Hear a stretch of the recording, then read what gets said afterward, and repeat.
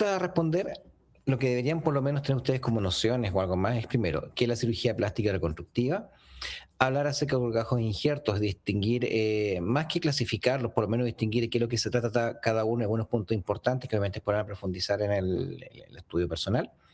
Y con respecto a las úlceras por presión, es porque no solamente porque es importante, sino poder clasificarlas y poder aplicar medidas de prevención y tratamiento.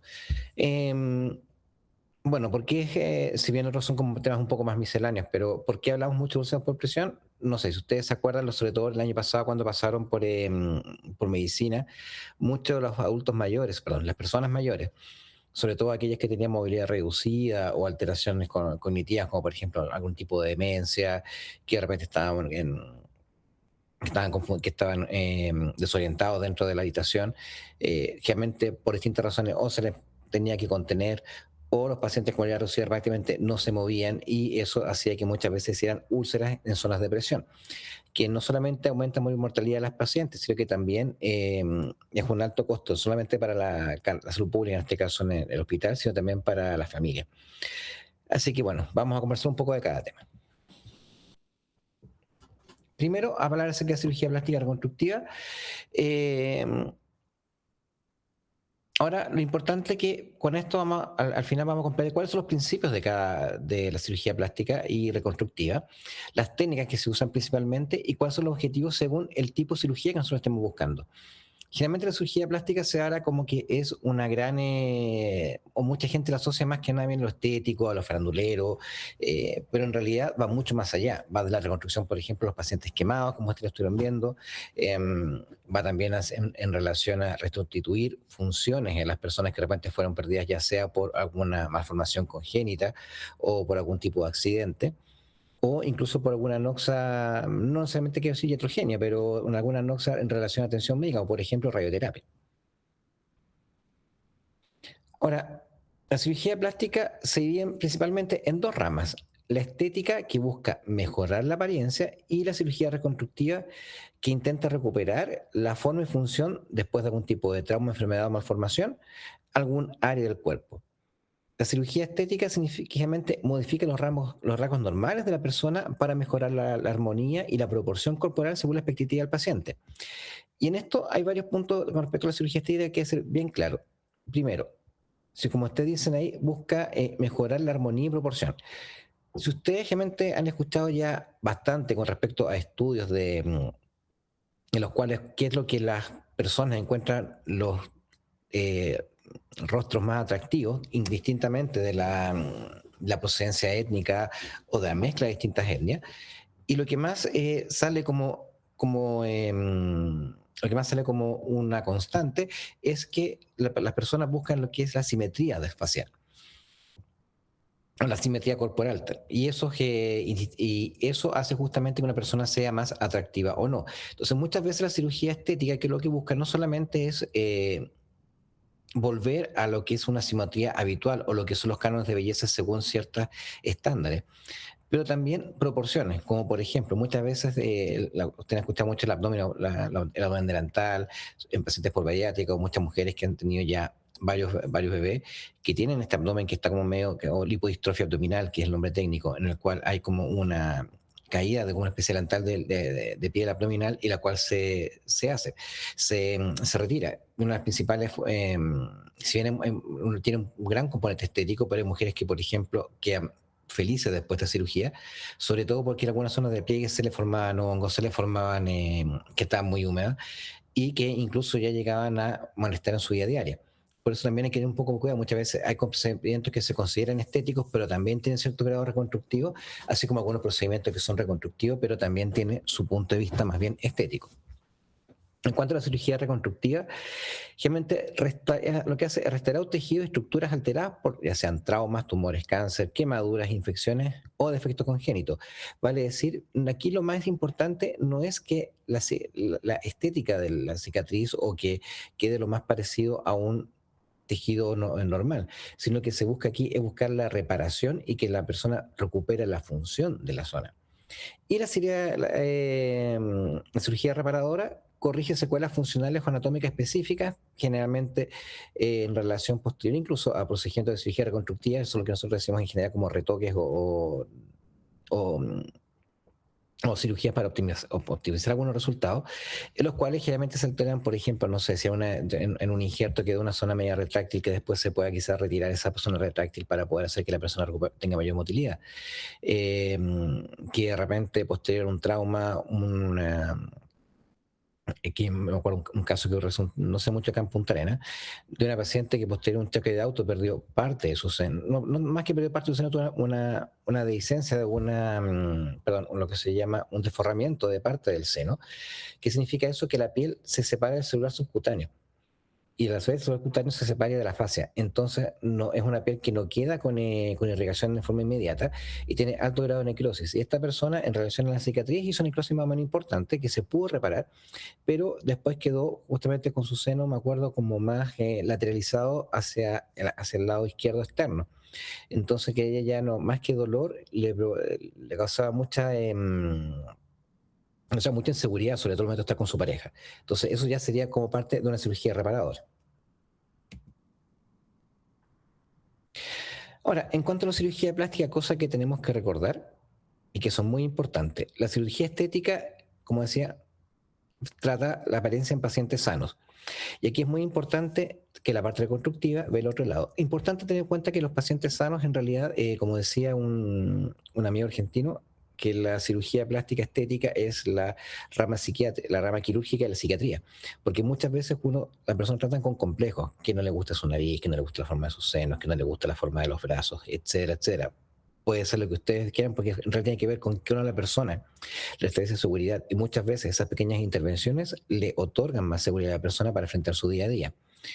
Ahora, en general, para todos los defectos que están en relación a piel, lo que nosotros decimos, hablamos de seguir la escalera del cierre. ¿Qué significa eso? Dependiendo del tipo de lesión, uno puede seguir como una progresión. Por ejemplo, si es que da la idea para hacerlo, siempre es preferir el cierre primario.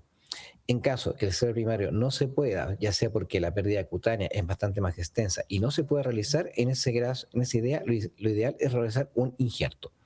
En caso que ya la zona a cubrir sea mucho más grande o que pueda tener algunos defectos funcionales que la retracción de un injerto puedan alterar y que puedan afectar gravemente a la persona, se prefiere en ese caso un colgajo, que desde colgajos regionales, es decir, desde adyacentes a la zona de la lesión, hasta colgajos libres, que significan cuando se sacan una zona de piel de un lado del cuerpo y se anastomosa en otro lado. Y siempre usa la opción que es más simple y garantiza el resultado. El éxito de cualquier técnica en cirugía plástica depende del aporte vascular. ¿Qué significa? Que la irrigación, ya sea de la piel, los tejidos que nosotros trasplantamos de un lado a otro, no tengan su reacción adecuada. En caso de por distintas razones no ocurra, generalmente no cicatriza y se va a la necrosis o incluso una fasciitis. Y la elección del procedimiento debe ser según el tamaño del defecto, su localización, estructuras que estén comprometidas, estados del paciente y la experiencia del equipo. Y en esto es muy importante porque cada vez están haciendo técnicas que son muy específicas, pero muchas veces pocos cirujanos en el mundo la pueden hacer. De hecho, nosotros acá en Chile tenemos a Nico, pues no me acuerdo el apellido del Nico en este momento, que es un cirujano plástico muy hábil, que hizo una técnica de ultramicrocirugía para reparar el edema que se produce muchas veces en mujeres irradiadas en mujeres en las cuales se ha hecho vaciamiento axilar en cáncer de mama, que muchas veces pasa en esas mujeres, como se disecan todos los vasos linfáticos, producen un edema crónico que incluso afecta la motilidad y un dolor crónico en esas pacientes. Entonces, lo que hacía este colega, toma ganglios linfáticos de la ingle y los trasplanta a la zona de la axila para poder reconstituir el tránsito de la linfa y con eso mejorar la calidad de vida de la paciente. ¿Cuántas personas en el mundo pueden hacer ese procedimiento? No más de 50 o 60. En cuanto a colgajos e injertos, son las técnicas más básicas y en cuanto a la reconstrucción de tejido. Ahora, lo importante es que esto nosotros estamos hablando, hay una transferencia de tejido. Realmente por eso se habla de aloinjertos, o sea, homoinjertos. ¿Qué quiere decir esto? Que son tejidos del mismo la misma persona, de la misma persona, los cuales se transfieren a otra parte del cuerpo, ya sea de una forma adyacente o a distancia. Lo importante nosotros para tener en cuenta cuál de estos colgajos, o sea, cuál de estos técnicas vamos a ocupar, primero es la evaluación anatómica y funcional del defecto tisular. ¿Qué quiere decir eso? Primero, si el paciente perdió tejido, si el paciente en realidad es una zona, por ejemplo, de pliegue, es una zona que en realidad no tiene mucha tensión, es una zona que sí tiene mucha tensión, es una zona en la cual no hay muchos defectos para que pueda epitelizar. Espera un segundo que está. Ya, rato más mi perro que está molestando. Y en relación a estos efectos, ¿cómo lo vamos a cubrir? Incluso uno puede ocupar técnicas mixtas, como por ejemplo muchas veces que ustedes van a ver, ¿se acuerdan que nosotros hablamos el otro día en curaciones acerca de la técnica del back? Hay veces en que nosotros esa técnica del back la ocupamos unos días para ocupar un tejido de regulación y que logre rellenar el defecto lo más posible. Muchas veces incluso logramos prácticamente hasta el borde de la piel y sobre eso colocar un injerto, justamente para, pero como ustedes saben, o muchas veces se hacen curaciones avanzadas durante un tiempo con distintos tipos de apósitos y una vez que se logra la zona, que una tejido rotatorio adecuado en el lecho, libre de infección, se puede injertar al paciente. Lo mismo con los colgajos, cuando de repente el paciente tiene una cobertura, que quizás uno de los efectos que tienen los injertos es que estos se retraen. Entonces, si la zona va a quedar con mucha alteración de la motilidad, de repente un colgajo es la mejor opción. Entonces, nosotros vamos viendo de acuerdo a lo que vemos en el área.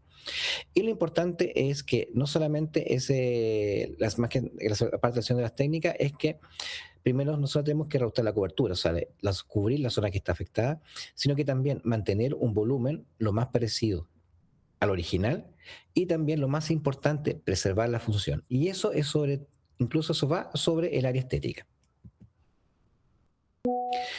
¿Qué es un colgajo? A diferencia de un injerto, un colgajo es un segmento de tejido que está implantado con un pedicle vascular. ¿Qué significa esto? Eso, y es la gran diferencia cuando hay un injerto, que es una pregunta clásica que se le hace en los pabellones y se le hacen en las rotaciones por sala. ¿Cuál es la diferencia entre colgajo y injerto? Y ustedes lo primero que tienen que pensar es vascularización. El colgajo está vascularizado y el injerto no. ¿Qué es lo importante de eso? Que el pedículo que uno transporta desde un sector a otro tiene que ser lo suficientemente largo y que también tenga cierto recorrido adecuado para que mantenga la vascularización de esta piel. Lo que están viendo, por ejemplo, en la foto aquí de la diapositiva es un colgajo en BI, que es un colgajo de avance, en el cual si ustedes se fijan, la base del colgajo está donde está como esa línea vertical, casi llegando al borde a la base de la espalda. Y se hizo después se sacó este defecto, perdón, se sacó este defecto cutáneo y se curó un defecto que había en esta zona. ¿Qué es lo importante acá? Que esto es un colgajo que es fasciocutáneo. ¿Qué significa eso? Que contiene fascia, celular subcutáneo y piel. Y donde se irriga o donde viene la alimentación de esta piel y este segmento tejido es a través de los vasos perforantes. ¿Qué son los vasos perforantes? Generalmente cuando nosotros tenemos, bueno, ustedes saben, la piel es el órgano más grande del cuerpo y su irrigación generalmente es hasta la epidermis, a través de la dermis reticular, que lo cual contiene los vasos sanguíneos también que alimentan las distintas estructuras de la piel, y la epidermis no tiene irrigación. Para que pueda llegar este segmento, generalmente lo que hace a través de los músculos, hay vasos perforantes que van a través de la fascia, atraviesan el suelo subcutáneo y llegan hasta la dermis. Y ahí se forman los plexos dérmicos superficial y profundo. Estos plexos dérmicos tienen una gran cantidad de anastomosis entre sí, por lo tanto permiten también que si de repente falta la irrigación principal de un lado, esta puede ser suplida por otra parte del mismo segmento. Y eso hace que nosotros tengamos gran versatilidad, sobre todo en algunos tipos de colgajos locales como en este. La composición puede, como decía, un colgajo puede variar de distintos tipos, va desde acuerdo a su tamaño, al volumen, vale decir si es más grueso la zona a rellenar, por decir así, o a cubrir, es más gruesa o más delgada. Y esto puede incluir desde piel hasta hueso. Generalmente todos incluyen piel y celular subcutáneo. Los más comunes en realidad son también los que son de piel y fascia. ¿Qué significa eso? Que sobre todo en aquellas zonas de mayor tensión, nos ayudan a reconstruir la zona y también en cierta forma reeducar el músculo para restablecer la función de la zona. La zona de obtención de los colgajos generalmente están siempre como decía, como en la escala de la reconstrucción, siempre tratando de obtenerse desde las áreas más cercanas al defecto o en algunos casos puede ser alejada según la necesidad y según la irrigación de esto. El películo vascular generalmente, que en otra colgajo uno puede cambiar de zona. ¿Qué significa eso? Y quizás a través de cuando uno levanta un colgajo, ¿vale? Si uno toma la zona como ven aquí en esta imagen, uno le llama, toma la piel, aquí abajo tiene su lazo cutáneo que también se está levantando, y es un vaso perforante que viene y atraviesa la fascia. Generalmente, el cuán largo sea este vaso es lo que a nosotros nos da la posibilidad de ver cuánto uno puede trasladar este segmento de piel. ¿Y este vaso se puede rotar? Sí. Hay algunos tipos de colgajos, como los proper flap, que se usan bastante en piernas, los traumatólogos lo usaron mucho durante un tiempo, pero la desventaja que tenían que son aquellos pacientes que tenían algún tipo de comorbilidades como hipertensión o diabetes, que ya podían tener algún grado de teratosis en los vasos, que sea muy pequeño, al rotarlos en 180 grados perdía la irrigación y el colgajo se moría. Generalmente uno cuando rota un colgajo trata que el vaso no se quinquee más de unos 45 a 60 grados para asegurar la irrigación de la zona, porque no se olviden que hasta quizás un pequeño mínimo grado de no ser hipoxia, pero como una disminución del oxígeno tisular, no para llegar a un grado crítico, y en ese caso lo que inmediatamente hace es hacer vasos de neoformación. Así que también, y contactarse con los pieles y con los que están alrededor. Así que, en general, muchas veces el colgajo sobrevive no solamente porque nosotros rotemos en la zona, sino también por los aportes que se empiezan a hacer después a través de los vasos de neoformación que ocurren una vez que uno cierra la zona. La clasificación de los colgajos, hay distintos tipos como están ahí, según la vascularización que va de patrón de irrigación sanguínea al colgajo. Entonces, incluso tienen como nombres propios. Por ejemplo, tensor de fascia lata, el cual un tensor es un músculo que en realidad no participa mucho de la motilidad de la cadera, pero se usa mucho para cubrir defectos de cadera. Entonces, se dice que tensor a fascia lata en relación a la donde está el músculo, pero también las arterias que regan el músculo. Existen así como el músculo, los colgajos radiales, colgajos ulnares, etcétera, que van en relación, como decían ahí, a la arteria de la cual alimenta o está nutriendo ese colgajo. La composición tisular, que va desde piel, músculo, hueso, fascia, o cual todos los tejidos están incluidos entre medio. La método de transferencia, que si es local, que vale decir, por ejemplo, si uno lo avanza como el colgajo que vimos al inicio. Si es regional, cuando uno, por ejemplo, hace un TRAM, un TRAP, que son colgajos de reconstrucción mamaria y los dorsales anchos, o también colgajos libres, que es cuando el DIEP o el ALT, que son colgajos que muchas veces sacan de la zona inguinal o de la zona de la abdominal baja, y que lo que hace uno de ellos es sacar no solamente el tejido, sino que también uno saca el vaso completo y lo anastomosa a un área nueva. O sea, se usa mucho en reconstrucción, por ejemplo, zonas complejas como la planta del pie. Y la localización según la zona dadora y receptora del colgajo. Este es un colgajo más un colgajo avance que es un parecido. Esto es un colgajo que se usó para resolver un quiste perioneal. Se marca el colgajo avance del yeto, se corta siguiendo la intención máxima. Va a decir eso, que según la máxima tensión que va a tener el colgajo, bajo eso nosotros hacemos la disección para que la piel mantenga en cierta forma una línea. Esas líneas se llaman líneas de Liner, que son las líneas propias y tensión normales de la piel.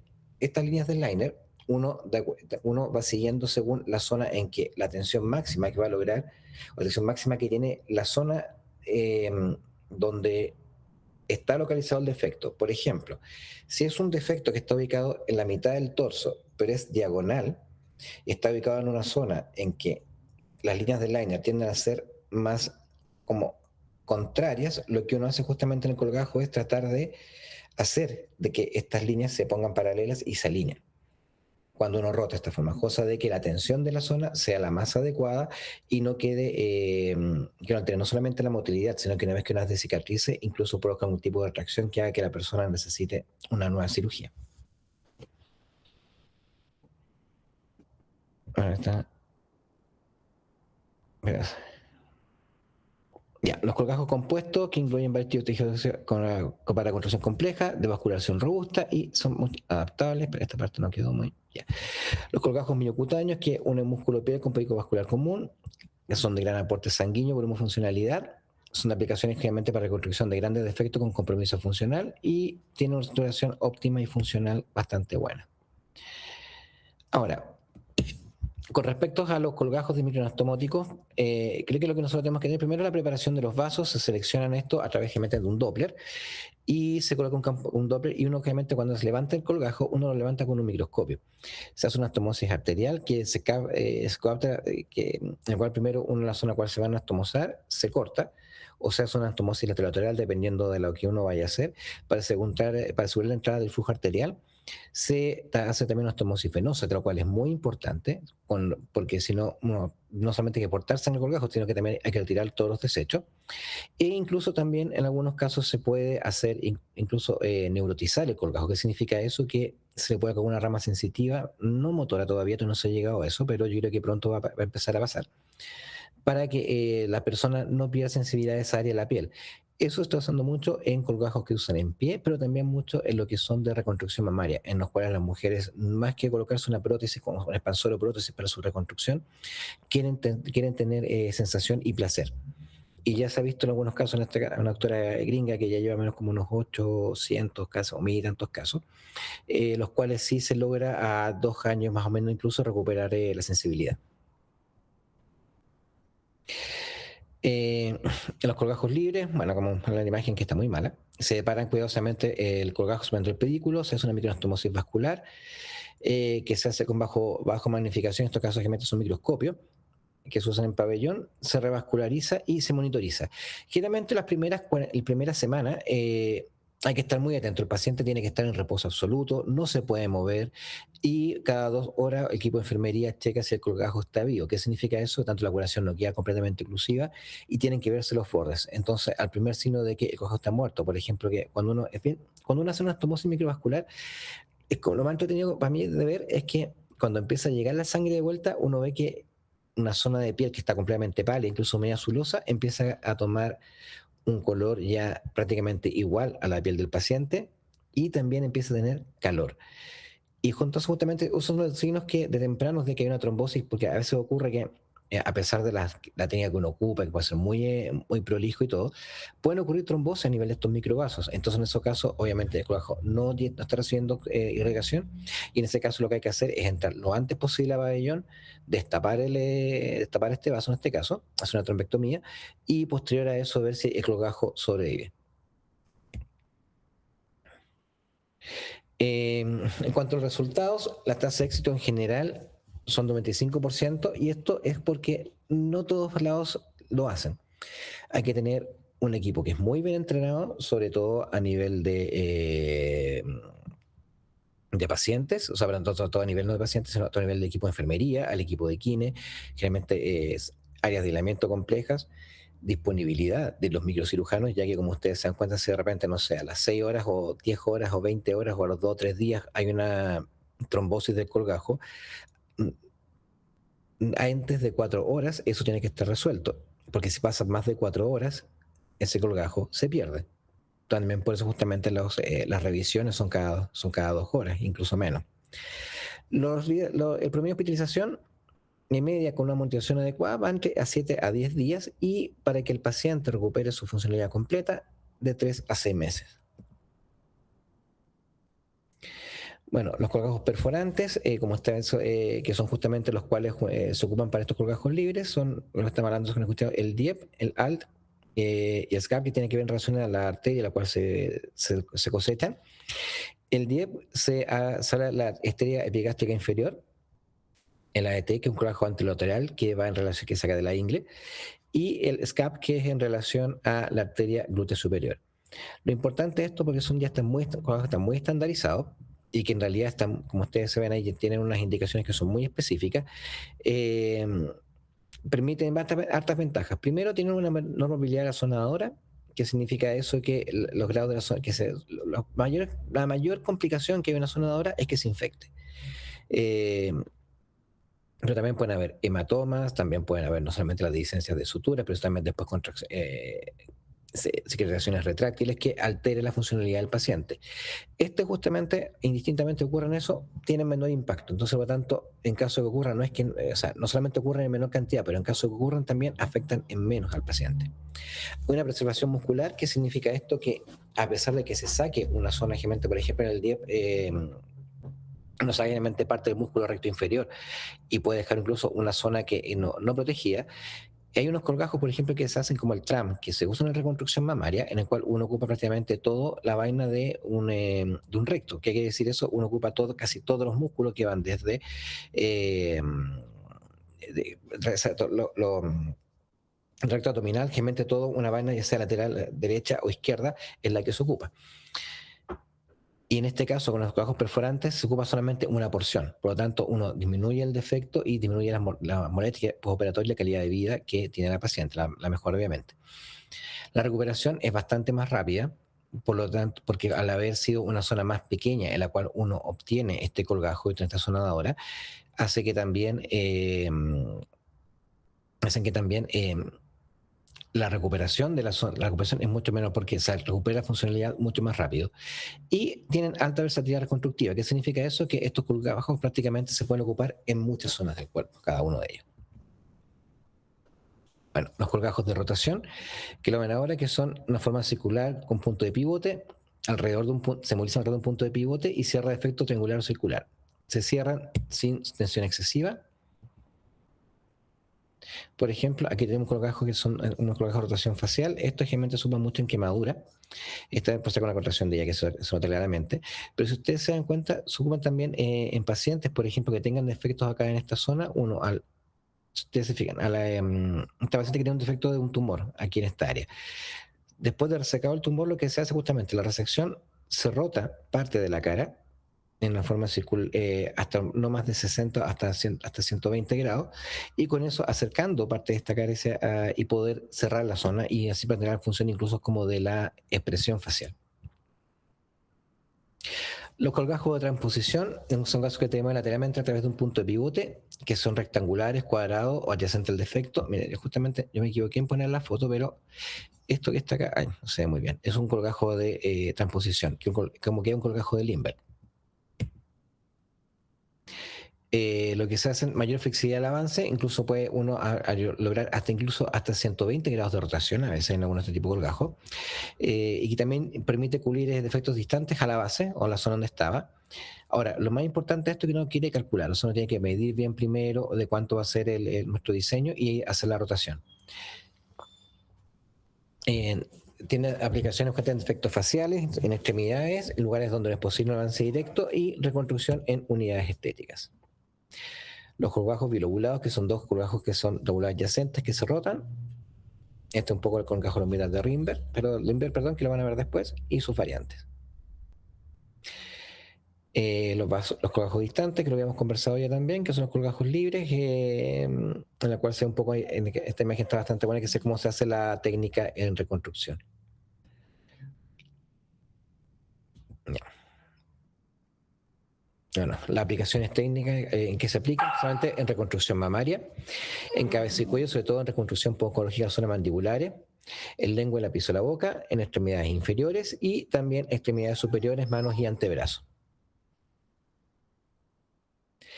Hablar un poquito de injertos ahora. Los injertos son trasplantes de tejido sin conexión vascular propia y esto netamente depende de la integración progresiva en el retroreceptor. Se definen como tejido completamente separado de su origen vascular y la supervivencia inicial depende de la inhibición plasmática. ¿Qué es la inhibición plasmática? Es el momento en el cual ocurre de las primeras 48 horas, en el cual la zona receptora, produce algún grado de tejido inflamatorio a través del tejido de granulación, y este tejido inflamatorio contiene los nutrientes necesarios para que durante las primeras 48 horas ese injerto sobreviva. ¿Qué pasa? Durante las primeras 48 horas también empieza la fase inmediatamente, una fase angiogénica, en las cuales se comienzan a formar capilares de neoformación y conectarse con el resto del cuerpo, y el colgajo después se revasculariza y se integra de forma completa. Los injertos también se pueden definir en dos áreas según el tipo de espesor, que los totales que incluyen de epidermis y toda la dermis, y los parciales que pueden ser finos, intermedios o gruesos, y dependen mucho según la cantidad de dermis que se ocupe. Como estamos hablando, la clasificación va con espesor total. Esto lo que ustedes ven aquí en la foto es un injerto de espesor total. ¿Qué significa eso? Que seguramente uno cuando saca la zona dadora, uno ocupa o sea, no, la zona dadora, uno saca la piel a través de un dermátomo, normalmente. Y todos los injertos que son sacados con dermátomos son injertos de piel parcial.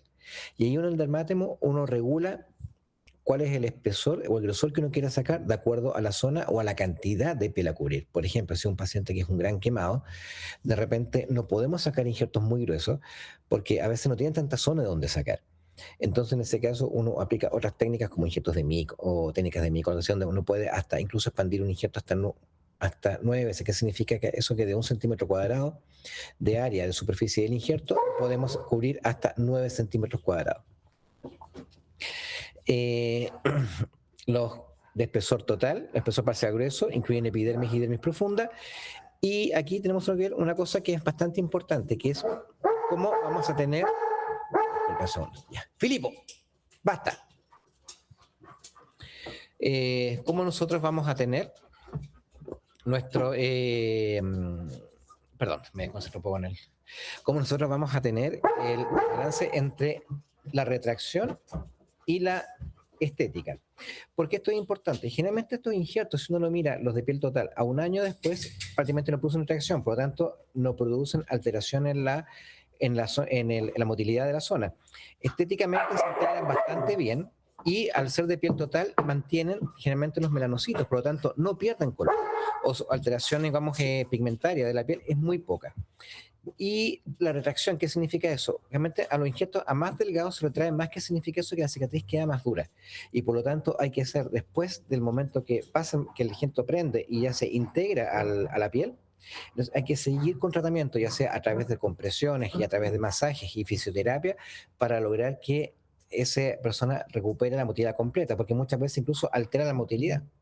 Y incluso nosotros, me acuerdo un caso que tuvimos nosotros hace años atrás en el hospital, de una señora que había sufrido fue una gran quemada cuando niña.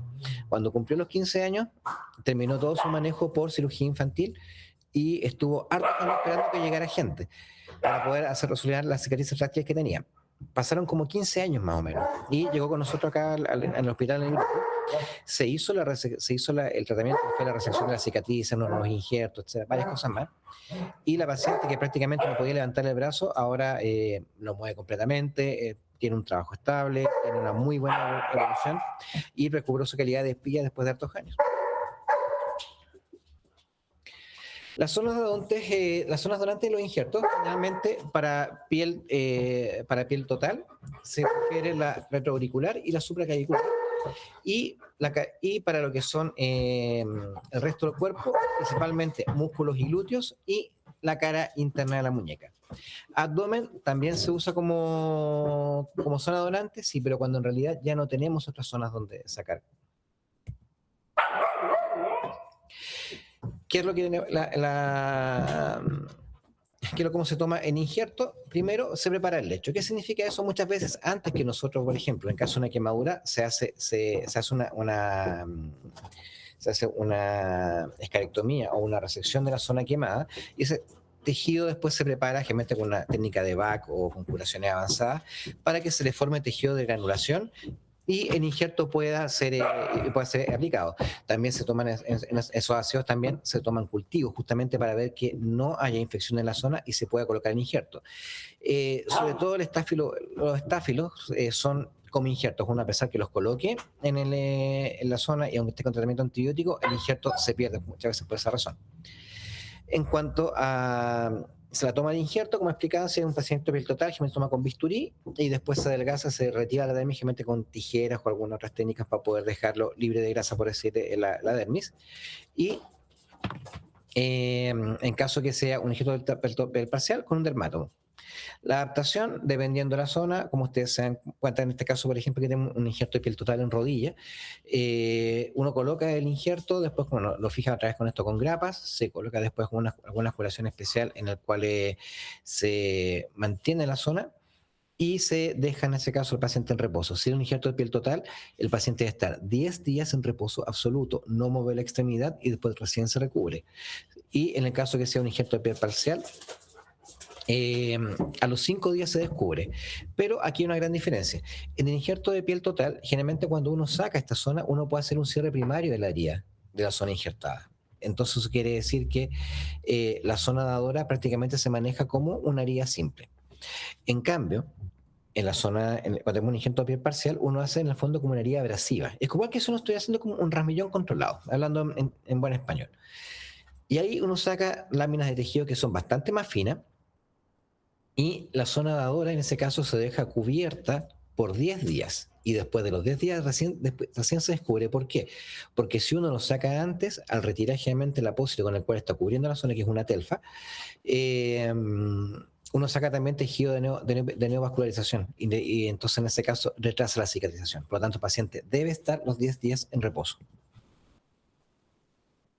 Algunas consideraciones clave en cuanto a colgajo e injerto. Primero, el colgajo mantiene el pedículo, el injerto no.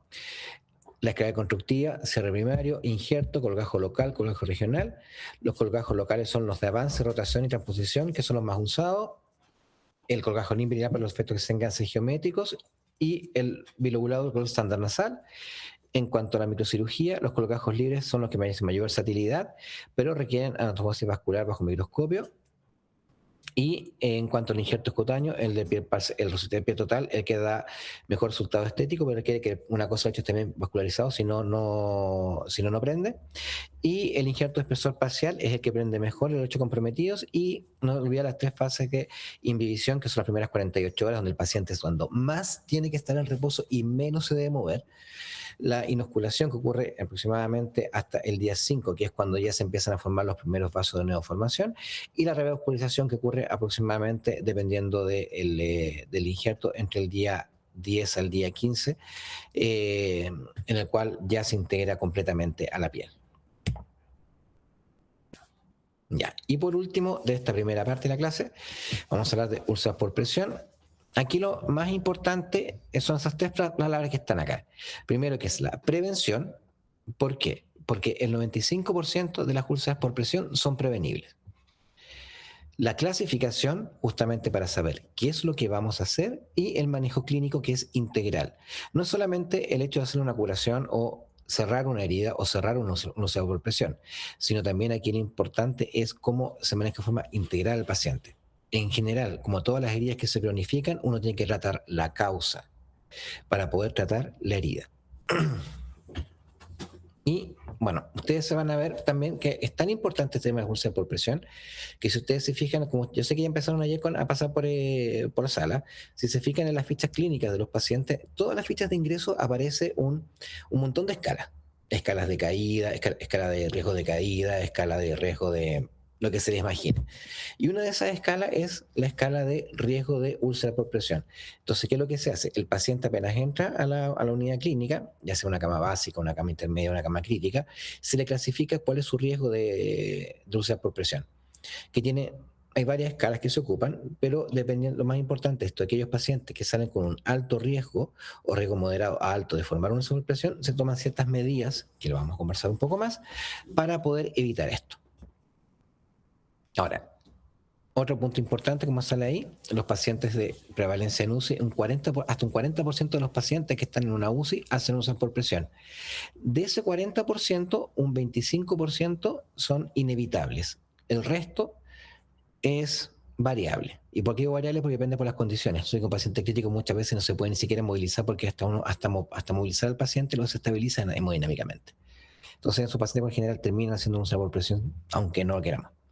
Y en general, la prevalencia hospitalaria es un 8 o un 12%, y por lo tanto también se considera un indicador de calidad en gestión en salud.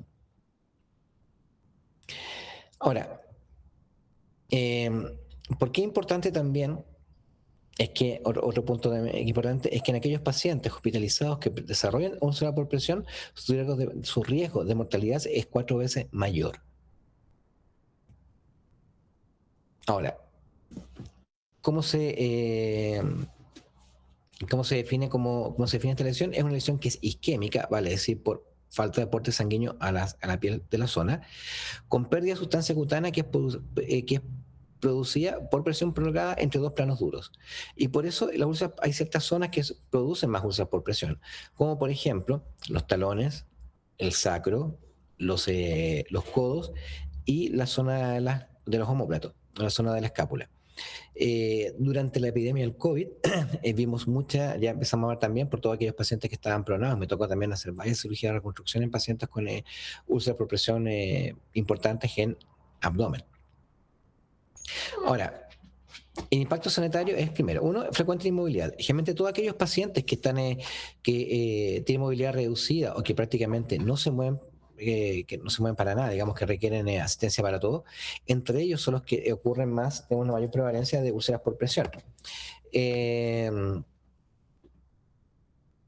cuanto, como decía, es un indicador de calidad, ya que como el 95% de la úlcera por presión son prevenibles, entonces en aquellos pacientes, como les decía, bueno, es un paciente que está postrado y no se puede mover y está en un servicio que está sobrecargado, al tiempo hay que lo haga, pero si no están las condiciones para ello, es un indicador también de que nos dice que por qué está ocurriendo. En cuanto a las factores clave, primero es una presión mantenida sobre las prominencias óseas que hace un efecto de fricción y cizallamiento. ¿Qué significa eso de fricción? Que obviamente, como es la cama y el paciente tenga movimiento incluso involuntario, por ejemplo, un paciente postrado con un Parkinson, que está sobre la cama, empieza a hacer como este movimiento de fricción. Y cizallamiento, ¿qué es lo que produce? Generalmente puede estar haciendo este movimiento de fricción, pero al mismo tiempo el paciente está todo el tiempo apoyando sobre la superficie dura. Los vasos que irrigan en estas zonas de la piel colapsan y por lo tanto empieza a haber una isquemia local. Si esta isquemia se mantiene por mayor a 4 horas, esa piel ya se comienza a lesionar y se comienza a ulcerar.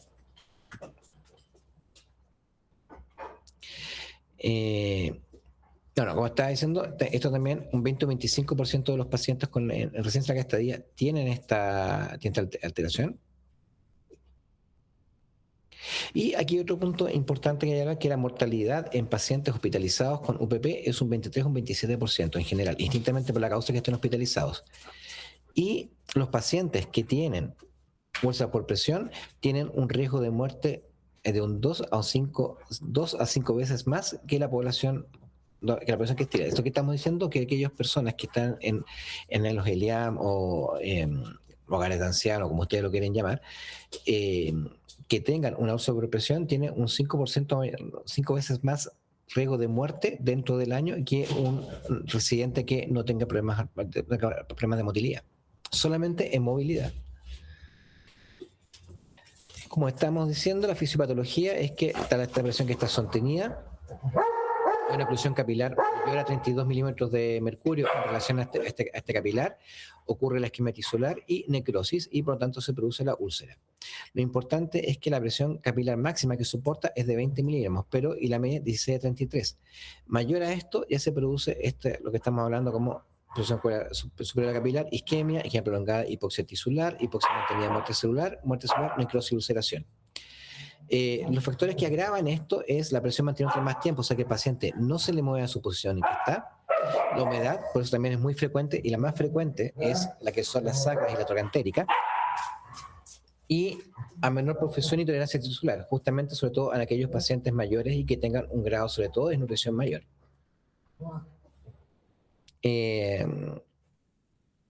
Como que está viendo la presión o una presión perpendicular, como definición, presión en la frente ventricular que ocluye el flujo sanguíneo, que es el principal factor, la fricción es la fuerza tangencial por movimiento de arrastre, el cizallamiento, que es la combinación de presión y fricción, como decía Fowler, y la humedad, que aumenta la vulnerabilidad tisular por maceración de la zona.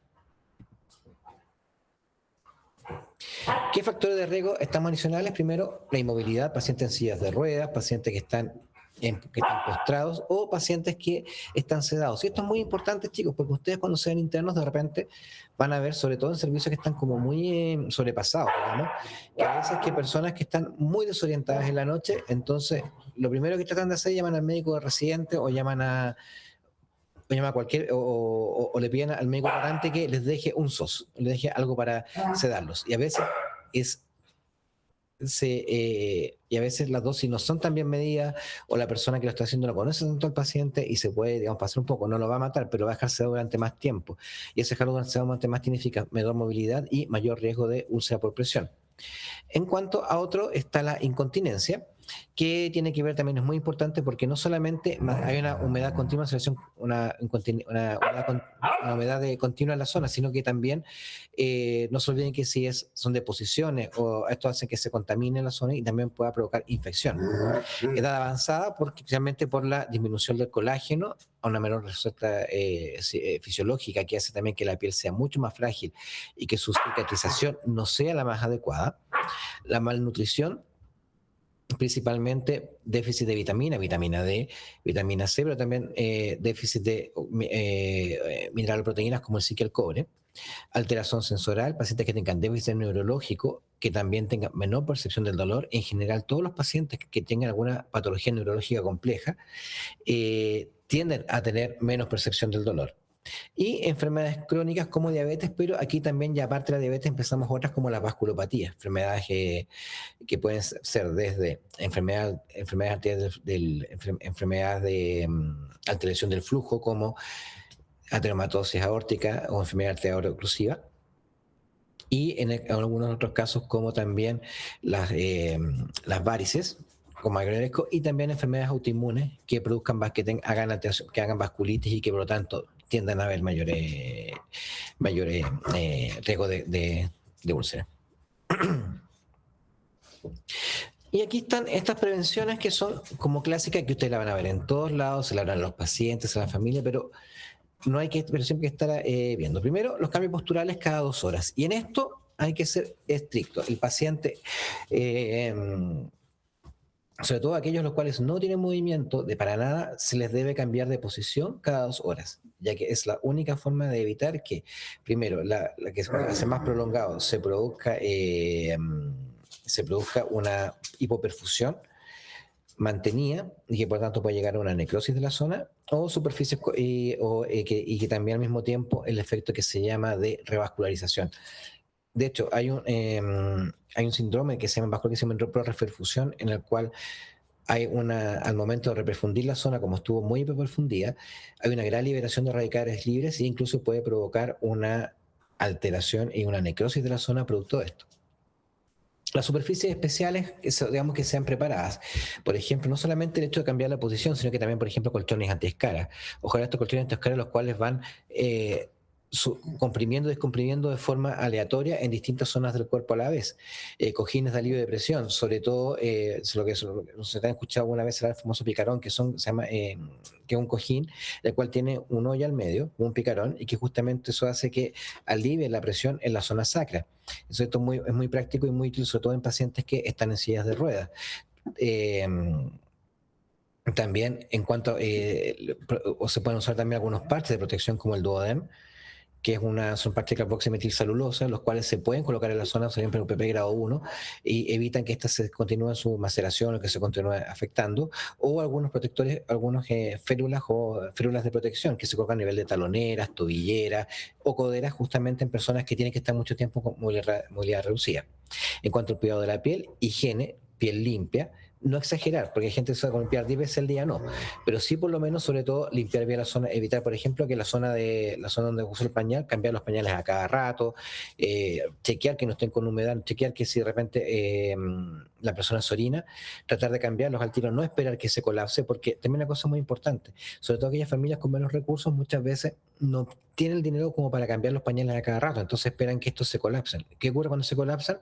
Generalmente están los pacientes harto rato con la piel macerada, producto sobre todo de orina o a veces de fecas, y por lo tanto terminan dañando la piel.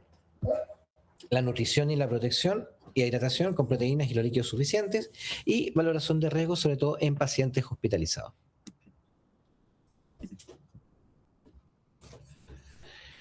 En cuanto a la clasificación, tenemos un 4 que va de que hay una humedad, que estadio 1 que tiene eritema no blanqueable, pero intacta, que significa eritema no blanqueable, que uno ve una zona de presión que está roja, uno le pone el dedo, generalmente uno a sacar el dedo debería ver que esa zona se pone blanca y después se vuelve llena. Los capilares en el fondo lo que hacen es una mini isquemia en la zona, y al retirar el dedo vuelve como los capilares llenan y la piel se vuelve a colocar rojita. En este caso, uno coloca el dedo, lo saca y no hay piel blanca, se mantiene roja. En el estadio 2 hay una pérdida parcial del espesor dérmico, En el estadio 3, una pérdida total del espesor dérmico. El estadio 4 es pérdida total con exposición ósea, tendinosa o muscular e infección. Aquí tenemos aquí tenemos una mezcla, por si acaso no es tanto, pero en el estadio 1, por ejemplo, sería como esta zona de acá, donde está la flecha, que queda intacta en el tema no blanqueable. Los signos adicionales se pueden hacer cambio de temperatura, consistencia o sensación, que mete una sensación como más dura y más calurosa. Y el paciente puede presentar dolor o escozor, como que le arde la zona. El abordaje, medidas preventivas que estén intensificadas y evitar de alguna forma que el paciente apoye la zona. Estadio 2. Si ya se pierden algunas zonas, como ven aquí alrededor, aquí está completa, pero esta zona de acá hay pérdida parcial de la dermis, se ve como úlcera superficial, se ve como una abrasión, que en este caso como un rasmillón, o una ampolla rota. Ahora, no incluir que laceraciones, quemaduras o dermatitis, y el tratamiento son apósitos que provocan un ambiente húmedo y protección antimicrobiana. En el estadio 3 ya hay pérdida total del espesor de la piel, generalmente se ve tejido subcutáneo visible, se puede ver esfacelo, como en este caso acá se puede incluir túneles y cavitaciones, esto no usa por presión profunda, y se puede ver también no solamente, bueno, esta ya está granulada, pero también generalmente uno puede ver adentro, sobre todo las primeras veces, puede haber trozos de músculo, puede ver hueso, etcétera, pero no se ve, generalmente no está infectado. Y la tipo 4, que es la que ven ahora, que ya afectación profunda, hay exposición tendínea, hay exposición de hueso, generalmente este paciente pueden evolucionar a una sepsis, y en este caso ya, obviamente ustedes se fijan ahí, requiere un tratamiento quirúrgico, que la cual consiste es debilidar todo este tejido, generalmente uno vuela toda esta zona y ahí comienza realmente un calvario, porque ¿cómo rellenamos esto? ¿Cómo una osteomelitis puede llegar? Generalmente un paciente que llega a este tipo de úlcera es un paciente que está muy deteriorado, que está muy desnutrido, por lo tanto la recuperación de ellos es muy difícil. Nosotros decimos que en general, como para lo que es la reconstrucción de las úlceras por presión, en aquellos pacientes que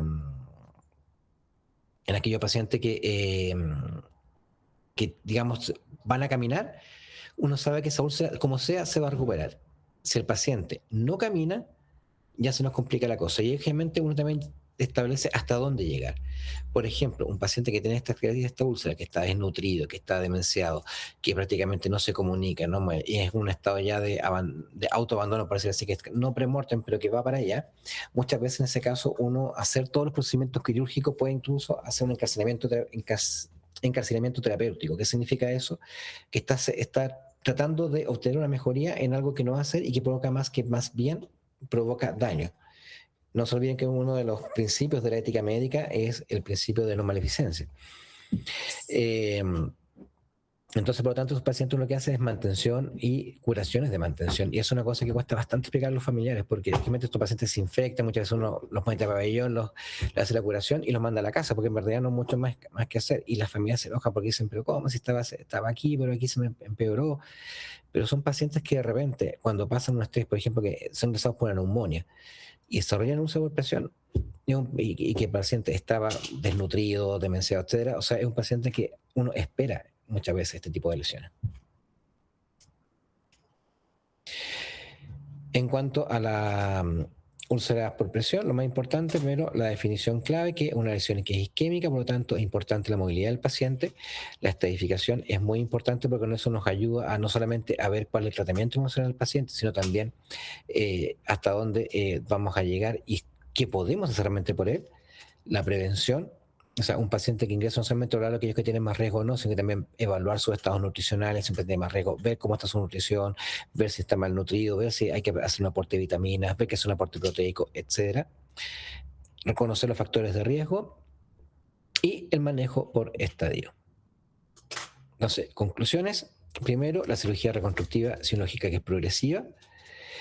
Tienen que saber por lo menos qué significa y cosas generales de colgajos e injertos, y las úlceras por presión son un indicador de calidad asistencial.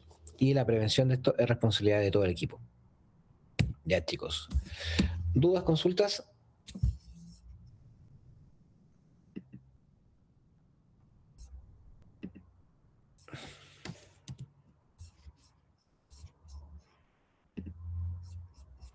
¿Todo bien, doctor?